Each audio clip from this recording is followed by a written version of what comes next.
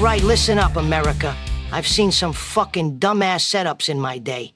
I've seen crooked judges, lying-ass DAs, and witnesses that couldn't tell the truth if you paid them in hookers and heroin. But this one? This takes the fucking cannoli. Donald J. Trump, the man, got framed. And I ain't talking no half-ass smear job. I'm talking deep state, CIA, Chinese infiltrated, diaper-wearing, dementia-dancing fuckery of the highest order. It's like a mob hit without the respect. No honor, no class, just rats with Wi-Fi and signal apps leaking out shit like busted diapers in the Situation Room. Let's walk this through real slow for the CNN watchers, yeah? March 15th, Trump drops the hammer on the Houthi pricks in Yemen. Airstrikes, baby, to protect American cargo ships getting jerked around in the Red Sea by a bunch of rocket-launching jackoffs. That's leadership.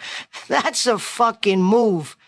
Exactly. You got Iran backing the Houthis, Gaza tied in, and the whole fucking Middle East hotter than Hunter Biden's laptop on a Wi-Fi network. Trump's protecting trade routes, global shipping. Meanwhile, Biden's shitting his pants and sniffing children like a weirdo at a fucking Chuck E. Cheese. 9 days later, boom, some smug hack named Jeffrey Goldberg from The Atlantic magically ends up in a fucking Signal chat with Trump's top brass, 2 hours before the Yemen strike. Signal? The app known for deleting shit like Hillary's emails, but legal? Government uses it for non-classified convo. So riddle me this. How the fuck does a Trump-het and twat waffle like Goldberg end up in a top-secret war chat? Let me guess, Vinny, they accidentally added him. Just a fucking coinky-dink, right? They meant to add the janitor, but whoopsie, let's invite the guy who called Trump a psycho-fascist warlord in a fucking cover story. Bullshit. That ain't no accident. You don't accidentally add Jeffrey fucking Goldberg. The same cockroach who made up that losers and suckers military quote back in 2020. Said Trump disrespected the troops, even though the guy's out here picking up a Marine's hat on a windy fucking runway. Yeah, well, Goldberg say back then, oh, Trump said the cemetery was full of losers. You know who the real loser is? A journalist who wipes his ass with the Constitution and calls it news. Exactly. That story was garbage. And now this same fucking liar just happens to be in the war chat 2 hours before bombs drop? You gotta be shitting me. This ain't a leak. This ain't a goof. This is a fucking setup. This is sabotage from inside the fucking house. You ever see a rat chew through copper wire to set off a spark? That's this. Somebody inside, somebody close to Trump handed this reporter a front row fucking seat to a military op. And they used Signal so the messages would vanish like Hillary's fucking hard drive after a bottle of bleach and a sledgehammer. And now the media's having a fucking orgy over whether they were war plans or attack plans. Hey, dumbasses, it don't fucking matter. You added a journalist to a high-level military discussion before an op. That's not incompetence. That's treason with emojis. You want to talk accidents? I once accidentally parked in a judge's driveway and got a $500 ticket. This is like, oops, I dropped a nuke in the group chat. And it just gets better. Wait till we talk about who added Goldberg. Spoiler alert, it might not even be the guy whose name is on the account. Oh, don't you worry, folks. We're gonna name names. We're gonna drag some deep state scumbags into the fucking sunlight like vampires caught jerking off at high noon. All right, Vinny, I gotta ask, you believe in coincidences? Lester, the last coincidence I believed in was when my cousin Nicky said his car accidentally rolled into my fucking garage with a hooker inside, naked. So no, especially not when Trump drops 80,000 pages of JFK files on March 18th. And then this Atlantic leak story hits 6 fucking days later on March 24th. That's not coincidence, that's a fucking retaliation hit by the alphabet boys. You're telling me Trump uncovers a 1960 memo saying 47% of political officers overseas were actually CIA agents in disguise? 47 fucking percent, Vinny. And then magically the media tries to nuke him over some fucking group chat? You don't need Scooby-Doo to figure this one out. This ain't no mystery. This is spy fucking shit. Plain and simple. 47%, Lester. That's half of our foreign fucking policy being run by people whose real boss ain't the president. It's Langley. And now, in 2025, I'm supposed to believe they ain't got at least that much control? They probably got CIA agents running the White House cafeteria at this point, spying through the Jell-O moles. Let's talk about the real elephant in the room. The one on the fucking roof with a gun. That assassination attempt on Trump, still no answers. The guy gets up there like it's a fucking Call of Duty map, no social footprint, no backstory, no motive, and poof, he's just some guy. No way that dude pulled that off without inside fucking help. Exactly. No fucking prints, no online trail. In a BlackRock commercial, the guy's basically a ghost with a corporate sponsor. You know what this smells like? CIA job. Setup, shooter on a roof, patsy ready to take the fall. It's Lee Harvey Oswald with Wi-Fi. And now we get to the signal chat sabotage, the name that set it all off. Mike fucking Waltz. Trump's own national security advisor, folks. This prick used to work under Rumsfeld during the Iraq shit show. Total neocon trash. The guy's been whispering in Trump's ear like some war-hungry demon. Mr. President, we gotta go to war with Iran. Why? So Halliburton can sell more fucking sandbags? But here's the kicker. It might not even be Waltz who added the reporter. It might be his deputy, some shady little fucking bastard named Alex Wong. This guy's married to Candace Chu Wong, a DOJ pitbull who prosecuted January 6 protesters like she was auditioning for Stalin's secret fucking police.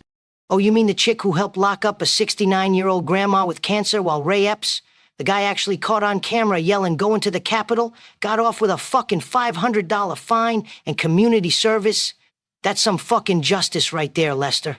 Yeah, meanwhile, Brandon Fellows, totally innocent, gets locked up for 3 fucking years. Guy's finally released, and what happens? He's followed by fucking psycho libs, kicked out of CPAC, harassed in restaurants, and only defended by a blue fucking puppet.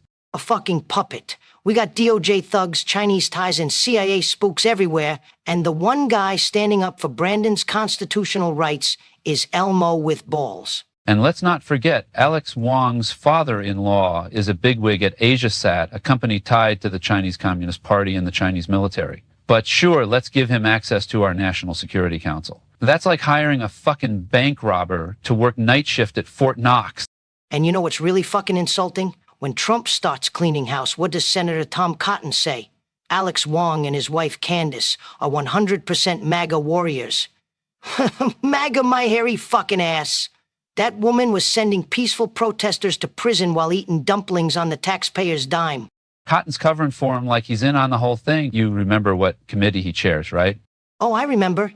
Senate Intelligence Committee. The same group in charge of CIA oversight. Gee, how fucking convenient. And hey, while all this deep state bullshit's going on, what's Joe fucking Biden doing in France? He's shitting himself on stage in front of Macron and the French army.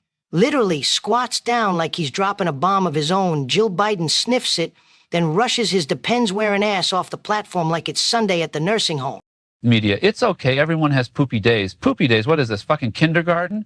You don't get to detonate your fucking drawers during a military ceremony and still be commander-in-chief. That's not having a bad day. That's neurological collapse with fucking skid marks.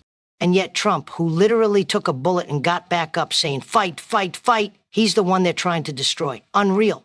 And the worst part? Most people are too fucking busy chugging soda and stuffing garlic knots in their mouths to even give a shit. Well, not us. We ain't giving up. We ain't bending the knee. And we sure as hell ain't letting some CCP-owned bureaucrats and CIA rats sink this country while the fake media jerks off in the background.